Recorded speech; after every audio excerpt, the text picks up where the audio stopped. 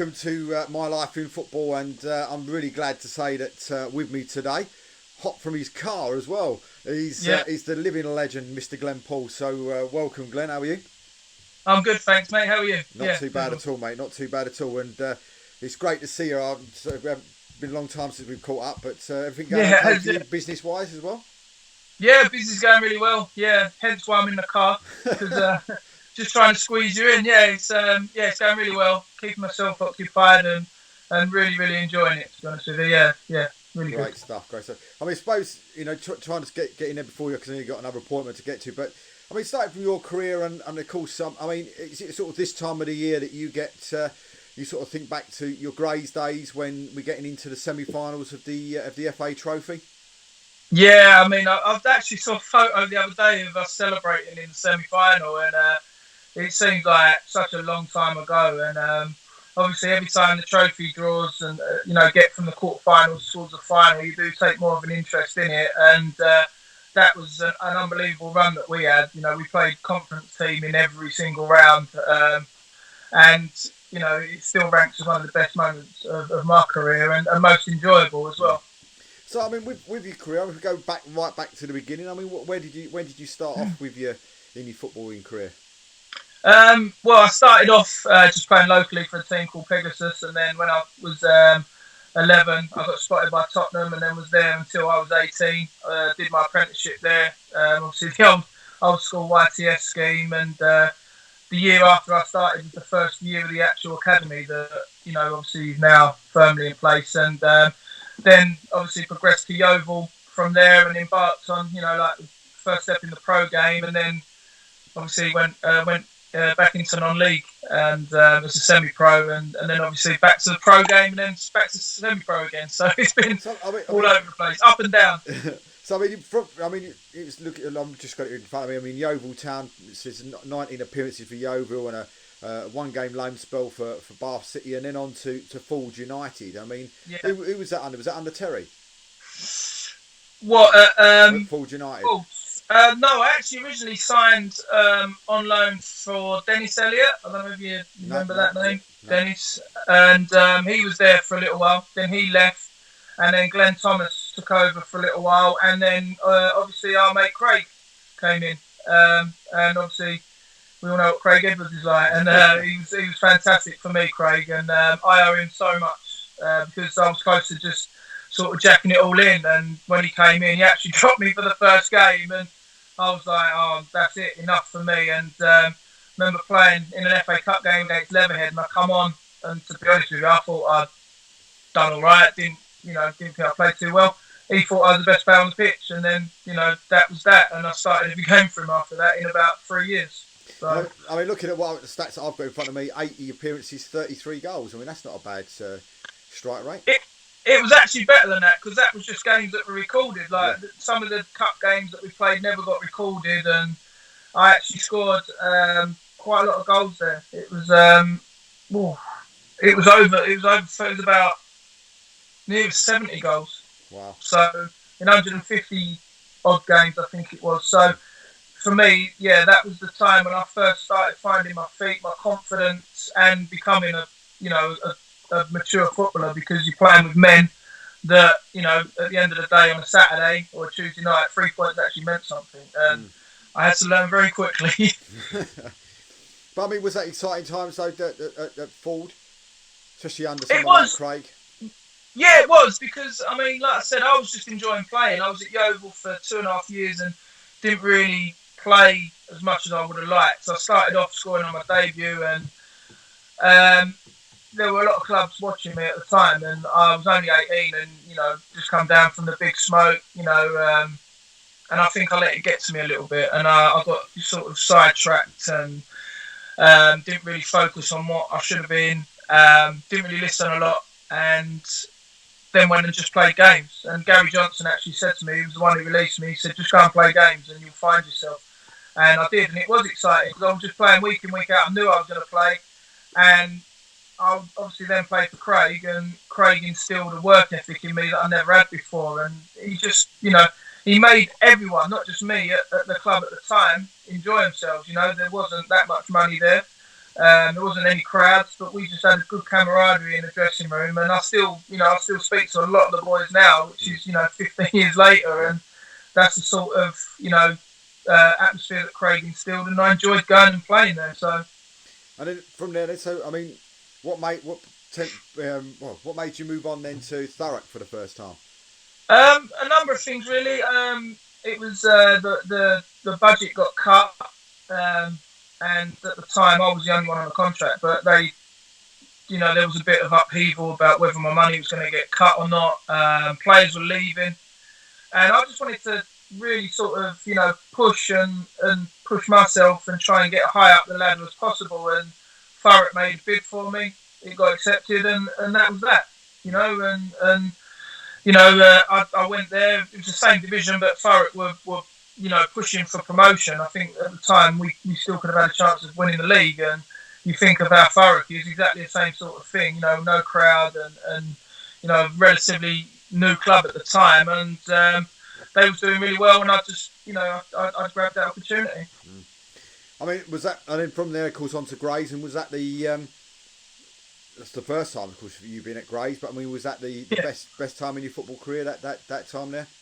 I would say it was most enjoyable, and it was the most satisfying for me, because I was entering a team that was really, really good. We all know, the players that they had there. And I could have gone actually the year before, just before I signed for Thurrock, but for one reason or another, that never materialised. And I remember Mitchell Cole, God bless him, he was sold to Southend, and there was a slot for me. And I went and, went in there, and I was the only part-time player for the previous season. So I've gone into a full-time, atmosphere, a settled squad, and I ended up finishing top goal scorer that season, and obviously winning the trophy. And that was when I felt that people started noticing what I could do, and then that gave me a lot of confidence that people were sort of seeing the qualities that I had. I knew I had them, but you're your own worst critic, and for me to show it on a national stage, that was the kickstart I needed. And like I said, it was really enjoyable. The staff were really good there. And the players as well. And like I say, I still talk to some of them, not as much as what we used to, but it will always be a time that we all sort of have fond memories from, and we'll always go, "Oh, do you remember this? Remember that?" And again, most of the boys have gone on to have great careers as well, which is even more satisfying. Only gripe with that would be that, would you say that he wasn't at Wembley? Yeah, obviously that's one thing I didn't do was play at Wembley, but I would also argue that Wembley's the worst place to lose. Yeah. So I would rather have played at Upton Park and won than played at Wembley and lost. So at the end of the day, that's the way I look at it. That's life, isn't it? I've got my winners' medal sitting at my mum and dad's, and that's all you can say. That it just says winners. It don't say where you played. No, absolutely. Yeah. So, from there, you moved on. It says you went to Rochdale on loan. Yeah. That must have been a bit of an eye-opener, from Grays to Rochdale. Yeah, it was unbelievable. I just remember my mum and dad were on holiday, or they was leaving that day, and I dropped off one of the players at my agent's office in Romford after training, and I literally got home from Romford, which was a 10-minute journey. And by that time, I'd had a phone call saying, "Rochdale want you on loan," and I was like, "Right, okay." For a start, and ended up going, and then turning around halfway, because I'll be honest, I had a little bit of a meltdown and didn't want to go.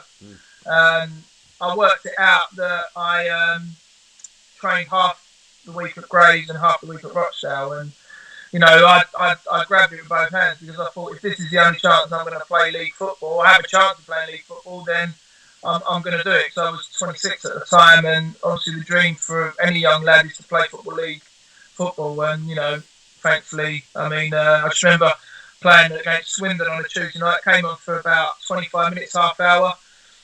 Did quite well, drew 0-0. Sat in the hotel room after on my own and was like, "Oh, I've just played a football league game." And if you'd have said to me then, you're going to play non-league for the rest of your life, I would have been quite happy with that, really, because it was a late goal of mine that I achieved, and I wasn't sure it was going to happen. So I'm grateful for Rochdale, actually, and Keith Hill, who ironically left this week, that they gave me the opportunity to fulfil a dream.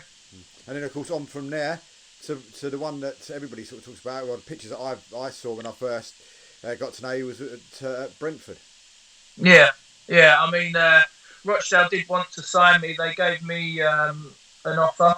It was only a 1-year deal, and Brentford. I went and spoke to Brentford. I spoke to Dagenham and Barnet as well, amongst others as well. But they were the main three that I was going to choose from. And Brentford just wowed me, really. Obviously, I'm sitting there and Terry Butcher's sitting opposite me, but it was Andy Scott, the assistant, who came and watched me play for Grays in the trophy semi the following year after we won it at Stevenage, and he said, even though you lost, you were the best player on the pitch, and he was the one that got me there. And looking at the club, and I looked around the training ground, and told me the plans that they had. It's literally the plans that they're fulfilled now, and it was amazing. And like I said, they offered me a 2-year deal, and it was a good package. So I accepted it, and it was a great time. Good memories as well from being in there. I mean, what division were Brentford in at the time? They was in League 2. They just literally got relegated from League 1, and it was very, very strange setup. We got there and got given our kit with our squad number on, and in a plastic bag like from the club shop, and walked into the change room. One half of the changing room was the players that were there from last season, and on the other half it was players that were there from the summer acquisitions. It was so surreal. I've never experienced anything like that before, and it wasn't a great atmosphere, to be honest with you, at the start, but it did get better. I mean, like I say, out of the 2 years I had there, 18 months of it was unbelievable, and 6 months of it not so good, personally. But I mean, was it, again, playing league football? I mean, it must have been probably a sustained period of time for you to play in league football. It must have been, fantastic for you. Yeah, it was, and again, it was something that I was just living a dream. Even at 26, 27. I mean, everyone wants to play in the Football League. Everyone wants to play for England and the Premier League clubs, but for whatever reason, it never materialised for me. And I was just thinking, I'm playing football every day and getting paid well for it. And I've been working in a hospital. I've worked in a football shop, and I'd always think I just want to go and play football every day. And I was just living a dream. And anyone that played, in the same squad as me at Brentford would tell you I was just like a joker, because I just was enjoying myself so much.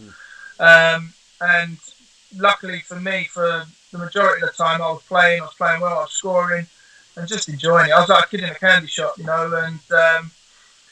I'd had a good deal offered to me from Stevenage, who Mark Simpson was at the time, and he was assembling a very, very good squad, very much similar to the Grays squad that we had. A lot of the players, well, not a lot, a few of the players were going there from Grays, but I was, at the end of the day, I want to play in the Football League, and they were in the conference at the time, and it was great memories, and I felt like, again, I'd sort of arrived and was getting a lot of scope, a lot of media attention, and again, a few teams were sniffing around. I had a chance to go to a club that was in the league above, and that never materialised either, but that's football, isn't it? Everything that happens for a reason, or doesn't happen. So, I mean, from there, back to Grays for a short period of time. I mean, was that like going back home, or was it different from when you was there the previous time? I'll be honest with you, it was different. It was a lot different. I personally, and it's nothing against Grays, I didn't really want to go back when I got offered originally. I was training at Dagenham, and I got offered a deal there, 2-year deal by Dagenham, and it's obviously it's right near my home, and I was well up for signing. I got offered a squad number, or got asked what squad number I wanted. I was in the team photo.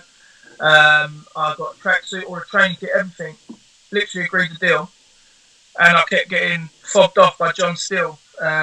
Constantly, oh no, we can't do it at the moment because of this. And in hindsight, I should have just said stuff it and go somewhere else, because I turned down a couple of other moves. But a lot of people have got loads of good stuff to say about John Steele, and again, that's proven with the things he's done. But as a man, he's not a nice man. He's not a nice man. He's done it to me twice.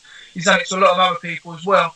And I just thought he was messing with my career and my life. And, I will never shake that man's hand because, I'm full of ethics and morals. And he treated me like a bit of dirt on the bottom of his shoe, to be honest with you. And, it's something that I would never do as a man and as a coach or manager or even a player. And, it was just not nice at the time, but then obviously I sort of left there and, Mickey Woodward phoned me up and said, look, what's happening? And Craig, ironically, was manager pre-season. I went and played one game for him and then he left and then Mickey phoned me up and just said, come round my house, have a chat. I went round and signed there and then because I thought I want to stay full time.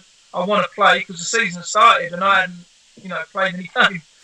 And I went back. And to be honest with you, I didn't do great. To be honest, I did okay, but I didn't do great. My head wasn't how it should be. It wasn't, in the right place. I thought I should have been playing in the league, and I let that sort of rule my head a little bit, and that affected my performances. So, but it was a different club, totally different club. When Simo left, it was kind of like playing a game of chase, like catch up. Sorry, to get back to where we were, and all the managers that tried ultimately, failed. I mean, after that, you went to the Crazy Gang down to AFC Wimbledon for a short period of time, and then on to Barnet in that sort of season as well. I mean, was that sort of like just I don't know, leaving Grays, going to AFC Wimbledon? I mean, how did it sort of come into effect with sort of 3 or 4 clubs quite quickly? I mean, I just remember like Grays at the time was, it was a bit of a mad place to be, and I remember the chairman Andy Swallow or whatever, the chief exec, I can't remember what his title was at the time. He said do you want to leave? And I was like, yeah, I think I do, because I wasn't playing how I should have been. I wasn't enjoying it, and my agent at the time had said AFC Wimbledon. I knew Terry Brown liked me as a player for a good couple of years, and I just said, yeah, if it can be done, let's do it. They was doing really well, and I knew a couple of lads from Brentford that were there, and I knew Nathan Elder was going to sign for them as well on loan, and I've known Nathan since he was 16. I was like, yeah, let's do it, and I went there, and I won't say a bad word about the club. It was a great club. I really enjoyed it there, and we petered away a little bit.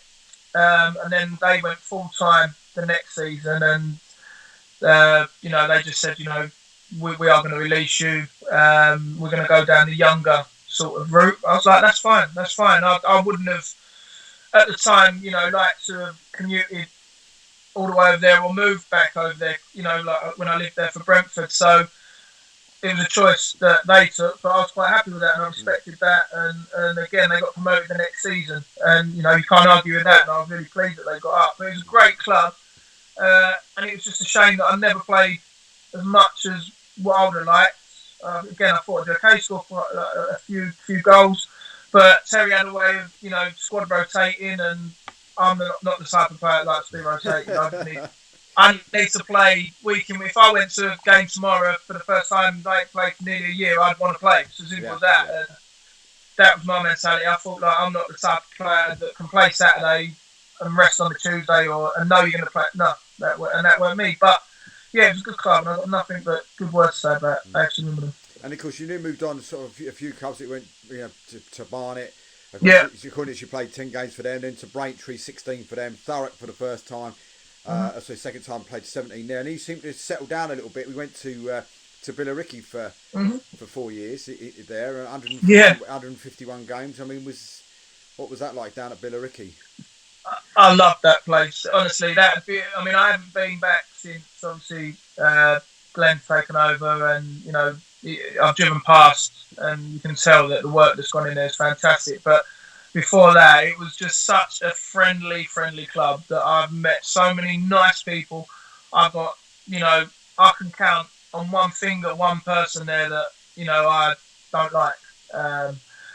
The people there were unbelievable. And again, Craig was manager, and he, again, made me love the game. Again, I was sort of going down a path where I was just doing it, because it was all I knew, and it was, I get more income as well. I was just starting my business as well.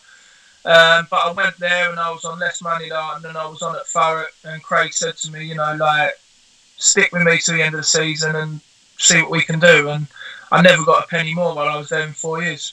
And that's not nothing. I'm not, digging anyone out there. It was the fact that I just love playing football, and again, I'm playing for the club. And just totally, taken in by the people there. Not just me, but my family as well. When my niece was born, my sister and her husband now took the baby over. They sat them in the, indoors in the director's box, and little things like that go a long way. And it was just unbelievable. And I think consistently I played my best football, over that 4 years there, and I really, really enjoyed myself. And the people I've met again since then, I'll call mates. And that saying there's no mates in football, I think is wrong, because, we still talk on the WhatsApp groups every now and again now, and, a couple of them have been to Australia or living in Australia, and we still stay in regular contact. But yeah, I love every single minute of being at that club. And then from there on to Canvey Island. Yeah, that was just. I mean, for me, I just needed a break and a new challenge at the time. I won all the Player of the Year awards. I knew that other players were thinking of leaving, and I was a bit, I think I need a new challenge. And then Danny, I've known Danny since we was like 13, 14. And he just said, do you fancy it? And I was like, yeah, okay. Just something different.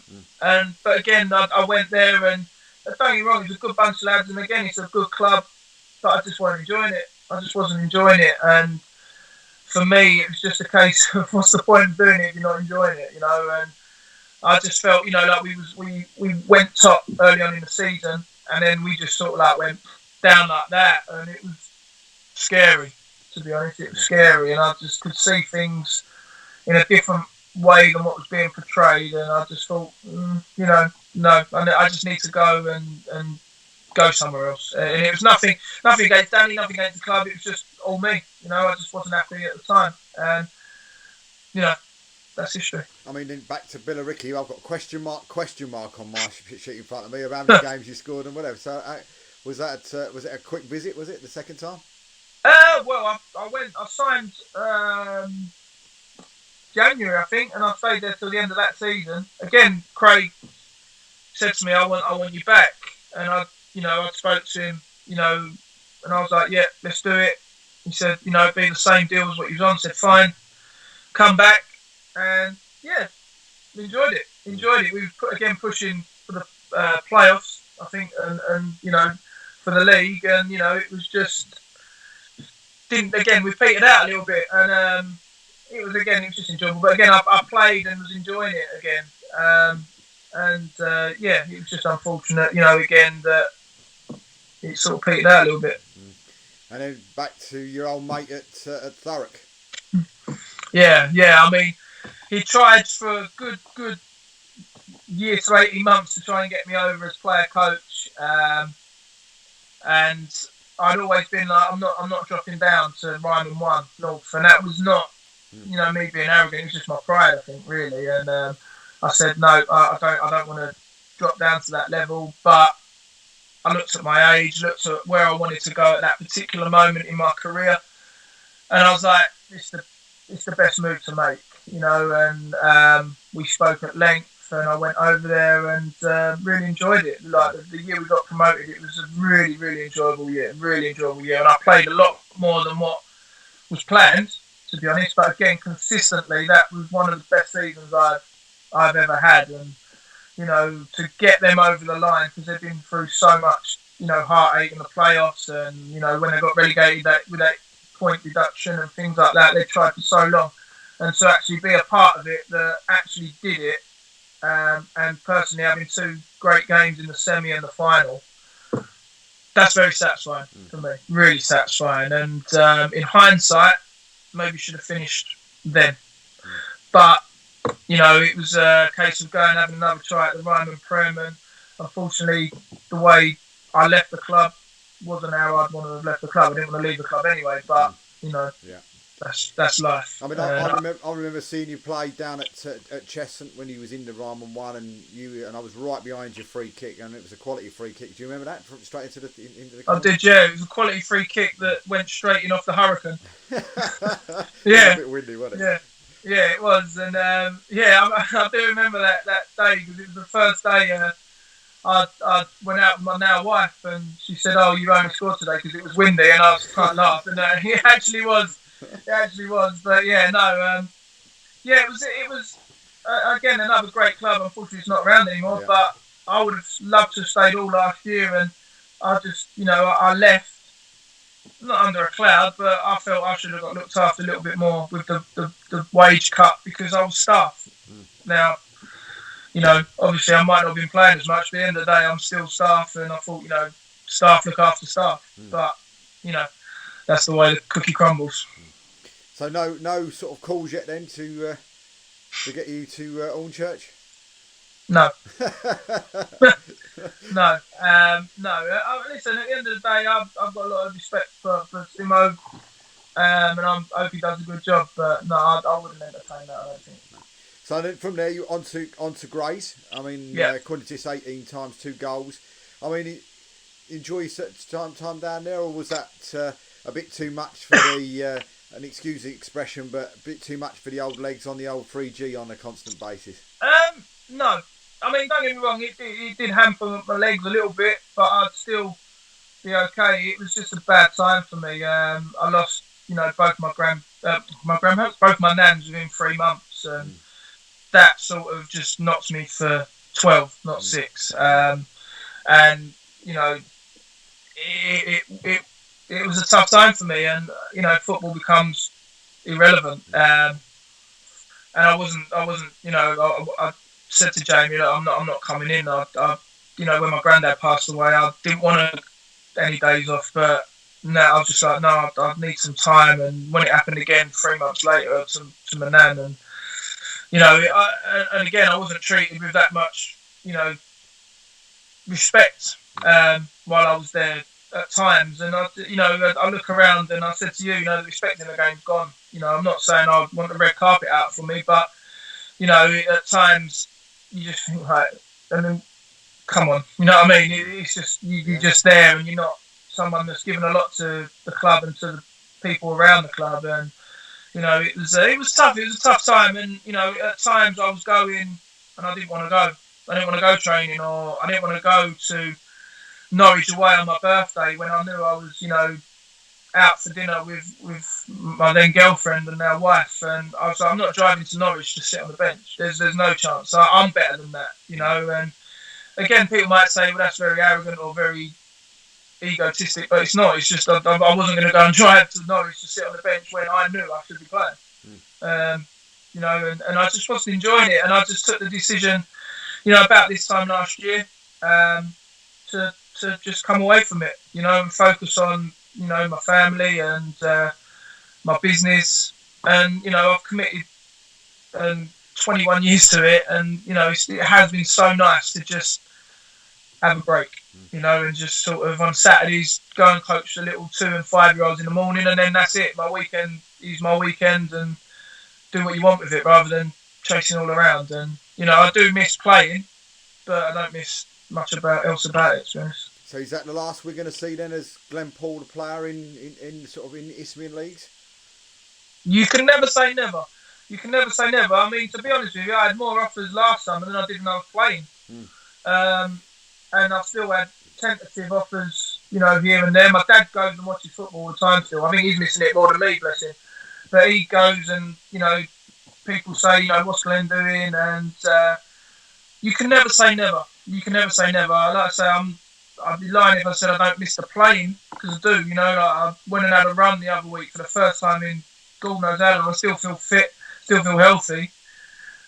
But you never know. But at the moment, I'm just happy, focusing on me, my wife, my family, and, just enjoying not playing and keeping a bit of a clear head for once. Yeah. So, I mean, as you said, got married recently as well. So, family life and business going really well for you then? Yeah, I love it. I can't stress enough how happy I am within myself, which has been the first time in a long while that I've been really happy.